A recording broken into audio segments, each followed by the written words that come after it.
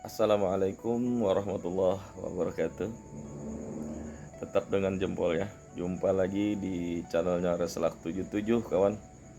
Malam lagi ya bikinkan video. Kita cari waktu-waktu senggang ya, pagi atau malam, ngejawab pertanyaan kawan-kawan yang tidak bosan-bosannya mendengar coletan kita di sini ya. Semoga coletannya bermanfaat aja bagi kawan-kawan semua. Ada dua pertanyaan terakhir ya yang sempat kita lihat tadi sore ya, menjelang maghrib itu, malam Jumat ya kawan, malam ini. Langsung aja ya, dari nicknya itu Bang Bonsayang, nama akunnya ya Bonsayang. Nggak tahu nama abangnya siapa, akunnya itu. Pertanyaannya, kapan harus pakai teleskop FFP dan kapan harus pakai teleskop SFP dan kapan harus main turret, kata beliau ya. Itu pertanyaan pertama. Terus pertanyaan kedua, dari akunnya jejak kuring ya. Abang siapa kita ndak tahu namanya, cuman akunnya jejak kuring.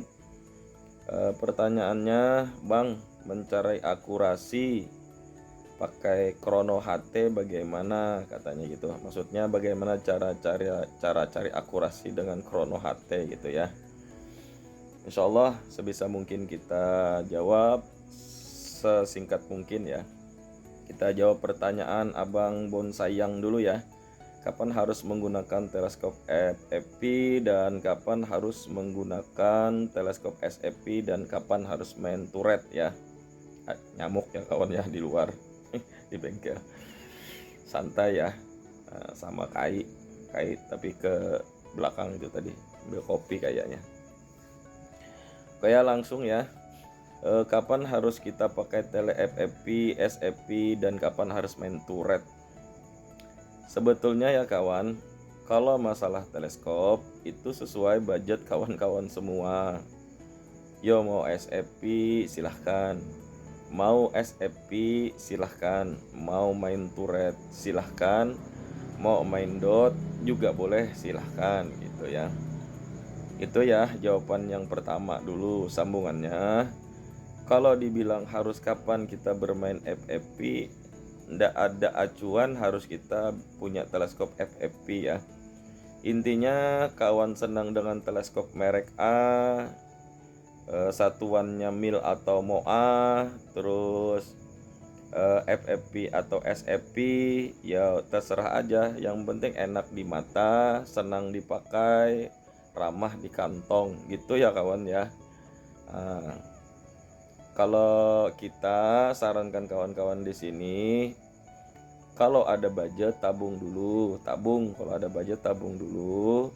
Terus nanti kalau sudah budgetnya terkumpul baru beli tele yang agak di atas sama harganya, supaya dia kalau dimainkan turret itu awet gitu ya. Itu ya kawan ya.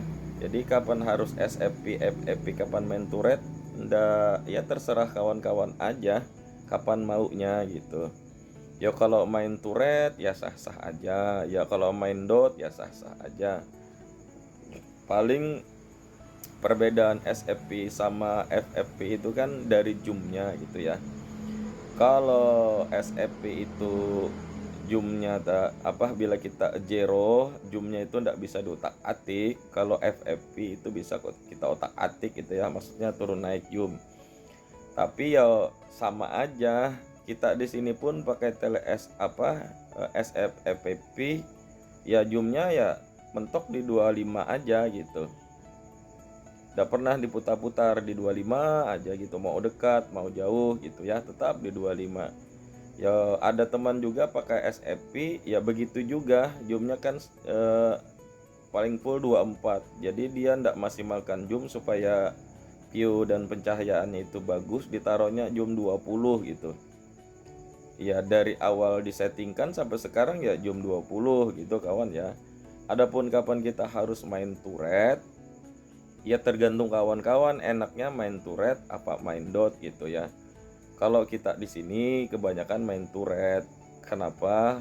Karena rata-rata kawan-kawan di sini atau yang kawan-kawan yang sudah pernah setting-setting di sini itu pasti kita carikan main turret ya. Nah, sesuai tapi sama teleskopnya ya.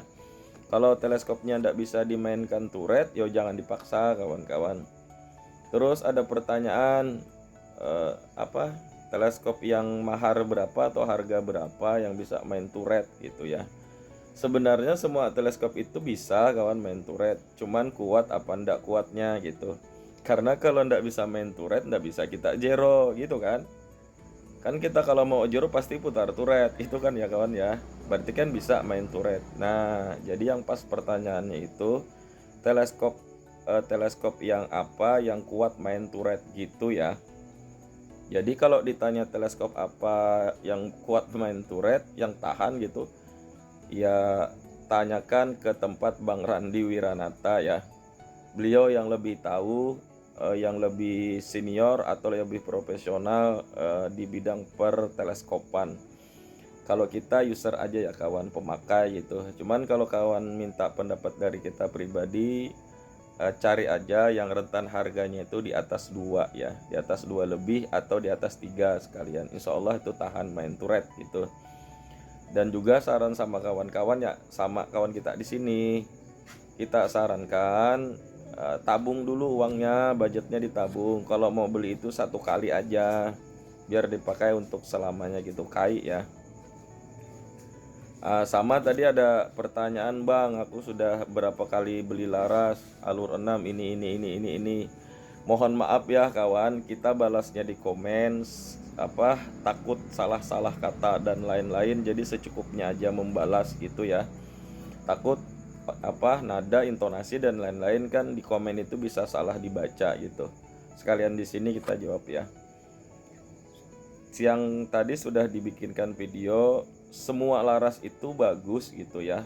Kalaupun nanti ada kawan-kawan mengalami kendala beli laras sampai bengkong dan lain-lain, kawan-kawan konsultasikan aja sama yang orang yang apa owner yang jual gitu gimana dan bla bla bla blanya gitu ya, supaya jangan ada kesenjangan sosial lah bahasanya, jangan ada di kemudian hari ndak enak sama ndak enak gitu ya.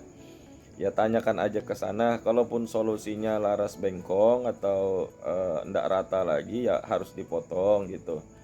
Kalau laras-laras bule kan sayang dipotong. Ada sih kalau ndak salah di tempat Pak Haji Agus Dom ya, beliau bisa apa bikin laras yang nggak terlalu bengkong, itu bisa diluruskan kembali ya.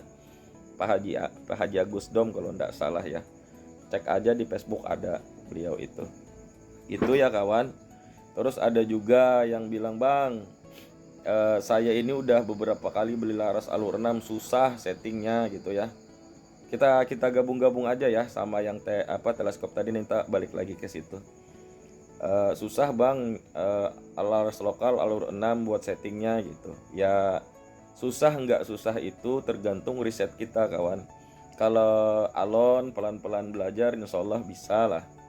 Nah yang jadi masalah itu kawan-kawan ini yang pertama mompak manual, krononya ndak ada gitu kan, mimisnya mau beli jauh atau mahal gitu. Nah itu yang jadi kendala sebenarnya. Seandainya kawan itu punya krono, punya mimis cetakan sendiri, terus pompanya pompa Tsukuba atau mesin, insya Allah ndak susah gitu. Ya yang nyata itu sedikit meringankan beban kawan-kawan buat cari akurasi, itu aja sih sebenarnya itu ya. Kalau masalah susah ndak susah yo sama aja, yo laras alur 12 alur 8 atau alur 5 alur 3, kalau memang ndak ketemu akurasinya yuk susah kawan, susah gitu. Jadi setting itu kadang unit itu di setting ada yang nggak rewel, ada yang rewel, ada yang rewel sekali, ada yang rewel sangat sangat sekali gitu ya. Makanya Kang setting itu kadang-kadang matok mahar itu ya sakit kepala lah kita mikirkan kadang-kadang gitu ya. Ya itulah susahnya kawan setting itu gitu. Jadi pesan juga buat kawan-kawan, kalau setelah setting di tempat si A, si B, si C gitu, kalau dengar maharnya sekian sekian sekian, jangan nggerutu, jangan ini jangan itu, ya kawan-kawan merasa sendiri setting itu susah gitu ya kawan ya. Itu masukan dari kita, banyak kawan-kawan yang curhat gitu ya. Eh, Terus masalah itu tadi, teleskop tadi kita balik itu ya. Pertanyaan yang seliweran itu sudah terjawab. Terus kita balik lagi ke masalah FFP, SFP dan kapan main turret. Nah, kalau kita di sini ya senangnya main turret. Karena apa? Karena teleskopnya mumpuni buat main turret. Gitu ya. Nah, main turret itu ada beberapa teknik dan cara. Ya, ada yang setiap jarak itu mundur mundur mundur mundur, satu mimis. Ada yang pakai sterlock gitu ya. Kalau kita rata-rata di sini pakai sterlock ya kawan. Kalau sudah ketemu data dan lain-lainnya, kita langsung eksekusi di lapangan gitu ya. Kapan dan apa waktunya main turret itu terserah kawan-kawan gitu. Mau main turret ya silahkan, nggak main turret ya silahkan gitu ya. Adapun kalau nembak-nembak jauh 100 up, 150 up sampai 200 up, 250 up sampai 300 itu ya tergantung unitnya, tergantung mimisnya, tergantung rezekinya, dan tergantung snipernya atau tukang apa yang ngesutnya. Ya kalau ngesutnya itu tadi belum makan, kira-kira ndak kena juga biar jarak 25 meter kawan. Gitu ya. Nah, gitu ya kawan ya. Nah, terus tadi ada juga yang tanya, Bang, unit saya ini Goblin gitu. Kenapa FPS-nya nggak mau tinggi? Padahal sudah dijelaskan ya. Eh, FPS itu yang menunjang FPS itu apa aja gitu kan? Yang pertama itu laras, mesti panjang, laras panjang, tekanan angin, ruang ledak, itu ya. Laras tekanan angin OP ya, laras tekanan angin ruang ledak, sama berat mimis ya. Terus dia tanya lagi, kalau tidak salah sama orangnya, semoga betul ya, kalau salah mohon dikoreksi. Katanya bang enaknya sekarang pakai 13 grand 1000 fps gitu ya. Saya mau ganti mimisnya agak besar 15 grand, apakah harus 1030 apa 1010 apa 1030 tadi lupa ya. Pokoknya rentan segitu, taruh aja 1010 fps misalnya. Apakah pakai 15 grand harus 1010 fps ya. Kalau pengalaman kita di sini ya begitu ya. Tapi yang disetting itu laras-laras bule ya kawan. Kebanyakan di sini kawan-kawan kita pakai laras bule. Kenapa? Karena ya cukup sekali beli ya untuk selamanya gitu. Itu ya ya bang kawan-kawan ya. Laras bule itu cukup kita sekali beli untuk selamanya. Itu kecuali kita ganti chamber yang brandnya lain ya kemungkinan besar ya harus ganti atau dijual atau ditukar tambah gitu ya kawan-kawan ya. Makanya tadi kan tak bilangi, kalau ada budget ditabung aja dulu, beli aja laras bule satu kali buat seumur hidup. Kenapa? Laras lokal kan paling murah-murah sekarang maharnya itu sekitaran 500 ribuan ya. Kalau 500 ribu kawan-kawan gonta-ganti laras taruh aja dalam 2 tahun itu 4 biji misal ya, udah 2 juta kawan, ya kan? Nah ditabung aja gitu. Kalau sementara ini bisanya main-main 50 sampai 100 meter ya sudah cukup segitu gitu. Syukuri apa yang ada kawan. Jadi kita tabung buat gebrakan ke depannya gitu ya. Nah, buat abang yang tadi juga pengalaman kita di sini, misal dia mau 1020 fps ganti mimis asalkan dengan merek mimis yang sama, diameter yang sama, bentukan yang sama, dia pasti maunya rentannya segitu juga, sekitar 1020 1030 fps. Kalaupun selisih fps nanti paling antara 10 sampai 15 sampai 20 kurang lebih segitu ya. Itu ya, terjawab ya. Kapan tadi harus krono dan apa kapan harus main turret dan lain-lain tadi. Terus ada lagi nih dari jejak kuring. Bang katanya mau cari akurasi pakai krono HT, bagaimana caranya? Krono, coba ya kita jelaskan dulu fungsi krono itu apa sih? Fungsi krono itu kawan buat ngingati kita apabila ada trouble unit di masa yang akan datang. Misal nih ya, kita sudah bagus-bagusnya unit kita cek di krono itu, misalnya speednya taruh aja 980 misalnya, dia enak tuh, mau dekat mau jauh enak gitu. Nah 2 hari, 1 minggu, 1 bulan bocorlah unit kita gitu ya. Alhasil setelah kita rakit ulang, perkenaannya berubah. Loh, kenapa berubah? OP-nya tetap dan lain-lain. Nah, krono itulah fungsi pengingatnya, kawan. Itu ya, krono itulah fungsi pengingatnya gitu ya. Jadi kita kan ingat 980 asalnya speed kita tadi. Nah, kita krono ulang aja, cari speednya 980. Insya Allah akurasi itu kembali normal lagi sedia kala. Kalaupun nanti ada pergeseran atau perubahan IPS sedikit, ya wajar. Kemungkinan besar regulnya juga minta dibersihi dan lain-lain ya. Itu ya. Ingati dulu fungsi krono itu buat apa. Fungsi krono itu bukan buat cari akurasi ya. Kenapa kita bilang begitu? Yo zaman-zaman dulu yo tanpa krono, cuman pakai pompa tangan ya, pakai uklik. Yo, bila dia maunya 3 kali pompa, jangan 4 kali pompa. Itu ya. Kalau dia maunya 6 kali pompa, jangan kurangi 5 kali pompa. Yo, sama unit kawan-kawan. Makanya lebih baik pahami unit kawan-kawan masing karakternya gimana. Misalnya ndak pakai krono, dia enaknya 6 drat. Jangan dikurangi 6 drat, jangan dilebihi 6 drat. Nanti misalnya ndak ada krono bocor, di set ulang, akurasinya berubah, jangan putar full. Putar naik dulu 1/4 putaran. Apabila dia tambah renggang, putar mundur 1/4 putaran gitu ya. Dikit-dikit putarnya, jangan truk gitu ya, jangan ya kawan ya. Alon-alon kata kawan kita yang suku Jawa sana ya. Itu ya pertanyaan-pertanyaan yang sempat kita lihat tadi di komen-komen ya.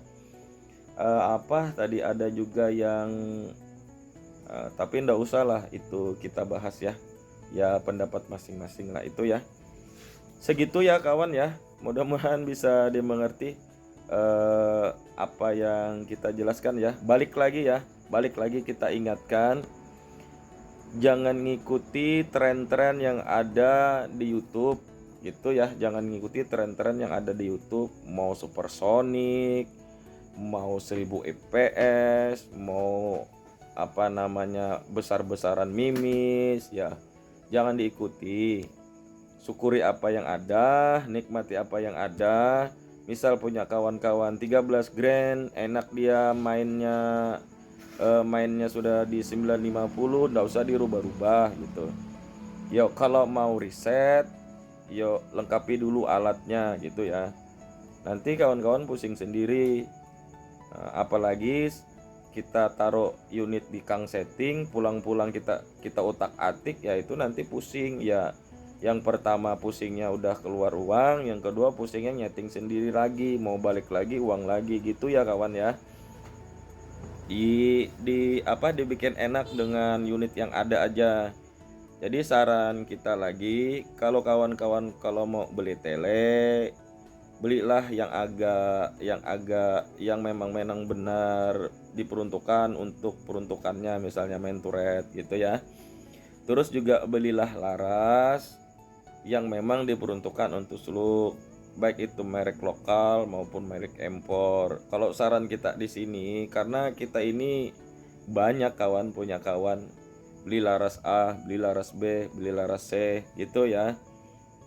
Tapi ndak ketemu settingnya, dibilangnya ndak bagus bla bla bla bla bla. Kasihan juga yang kawan-kawan yang jual gitu ya. Karena apa? Dia yang setting, misalnya owner yang setting, ketemu aja dia settinginnya, setelah disetting sendiri sama yang beli ndak ketemu gitu ya. Kalau memang apple to apple begitu aja pertimbangannya. Kalau kawan beli laras di A, kalau rasa-rasa ndak sanggup setting, kasih aja unitnya sama owner yang punya laras itu gitu ya kawan ya. Supaya ndak miskomunikasi dan terjadi hal yang tidak diinginkan ke depan harinya gitu ya. Kalau saran kita di sini ya lebih baik tabung uangnya. Begitu juga dengan masalah chamber, masalah tele, masalah laras gitu ya. Yang paling penting itu laras, chamber, sama tele gitu ya. Chambernya kawan-kawan tabung buat chambernya apa yang betul-betul yang mat di hati ya, sama kita milih pasangan gitu ya. Terus teleskop gitu juga, sama supaya mat-mat dalam hati, sudah yakin gitu ya. Jangan uangku segini aja, sementara pakai aja lu, nggak usah gitu kawan, nanti pas kebeli nyesel gitu ya. Sama laras gitu juga, lebih baik ditabung, beli aja laras bule sekalian gitu. Nah nanti kalaupun nanti beli laras bule, jangan cari murahnya ya kawan ya. Jangan cari murahnya, cari pengerjaannya tuh yang paling sempurna itu ya. Kalau yang murah, banyak yang murah gitu. Jadi pertimbangkan, kalau selisihnya cuman 100-200, lebih baik cari owner yang jelas, yang jual laras bule ya, yang betul-betul sudah sudah bagus lah bahasanya gitu ya. Itu aja sih kalau saran buat kawan-kawan. Tadi ada juga kawan, bang bisa beli laras begitu kah, karena lihat akurasi gitu ya. Kadang-kadang kita bingung juga kawan, laras bule pun kalau ndak betul settingnya, ndak betul pengerjaannya, yo ngacak gitu ya. Itu aja sih. Jadi yang paling enak itu kita beli laras sudah diresetkan, speed berapa, mimisnya mau apa, kita tinggal pakai. Itu yang paling enak kawan ya, cuman ya agak mahal itu aja ya. Dari kita itu ya, begitulah intinya kawan dalam perbedaan ini. Semoga ya bermanfaat. Tak lupa pula lagi kita minta ingatkan sama kawan-kawan ya, nih di sepanjang video dalam 20 menitan lebih ini, kalau ada kata-kata yang salah, gestur atau apapun itu, tolong dimaafkan ya. Ndak ada niat buat ngejek, buat A, buat B, buat C, ndak ada. Pure ini menjawab pertanyaan kawan-kawan, sama pure ikhlas dari hati buat mengingatkan kawan-kawan semua. Kalau ada itu ditabung, belilah satu kali barang itu buat untuk selamanya gitu ya, paling dah buat dipakai lama gitu ya, sayang uang. Kalau kita sudah punya keluarga, lebih baik peruntukannya untuk keluarga ya, buat anak istri gitu, itu lebih penting gitu ya. Oke ya kawan, sampai di sini ya jawaban pertanyaannya. Mohon maaf kalau ada kata-kata yang salah, kalau ada yang salah dalam perkataan dalam 20 menit dan gestur dan lain, tolong ditegur ya di komentar. Oke ya, sampai sini perjumpaan kita. Wassalamualaikum warahmatullahi wabarakatuh.